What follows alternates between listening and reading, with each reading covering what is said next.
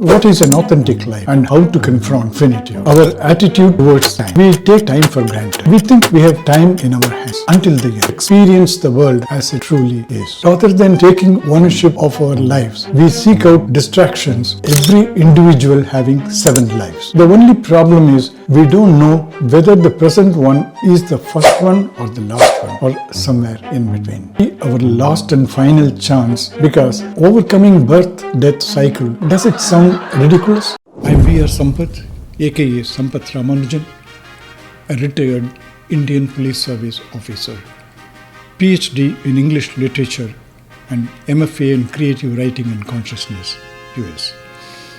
Come, subscribe to my Absurd Conversations channel. Click the buttons to like, share and get notified. Comment and keep watching.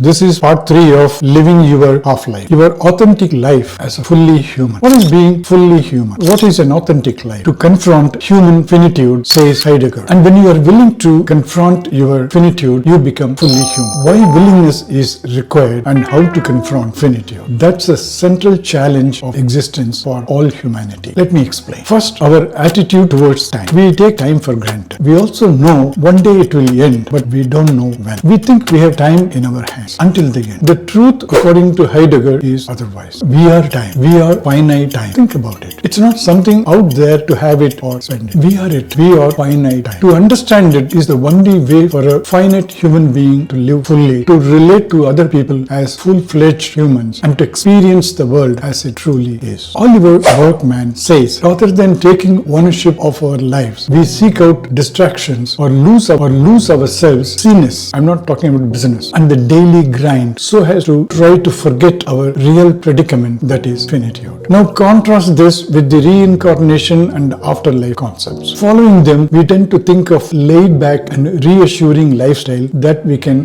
do better in our afterlife. There is no hurry. In fact, we have concepts like every individual having 7 lives. The only problem is we don't know whether the present one is the first one or the last one or somewhere in between. Considering that if animals get promoted to being human if they behave, and considering the fact that most of us live more like animals, it should be the first births or unhuman lives for most of us. That's like putting 6 more lifetimes in our hands. So we have 6 more lives at the maximum and 1 more at the minimum to attain to our full potential. So for now, relax. We don't think this could be our last and final chance because overcoming birth-death cycle is glorified as something unattainable. Does it sound ridiculous? Instead of confronting our finitude, we postpone it indefinitely and keep wasting our time on silly things like family, job, culture, or society and heritage. Berkman puts it bluntly by saying,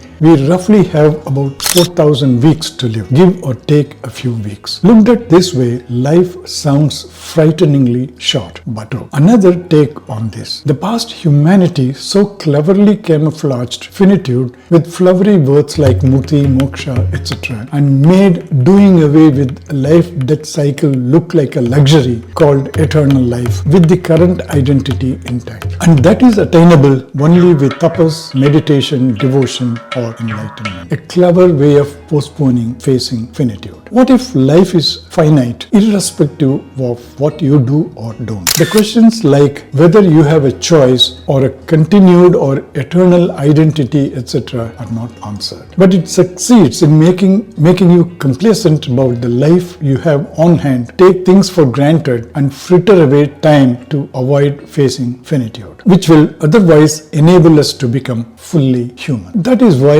at the current level of humanity, we are not fully human, but only half human and half animal. Facing and understanding finitude and living life with that urgency will enable us to relate properly to time, others, and life in general. An only fully human person can live such a life. Only such a life can be called an authentic life. Otherwise, the majority of us live a life of borrowed time because we were granted being but did not value it. And getting the being is the biggest miracle of our lives. Losing that miracle in evading finitude, wasting it on being busy at nothing, or following a routine all life is tragic to say the least. Thank you.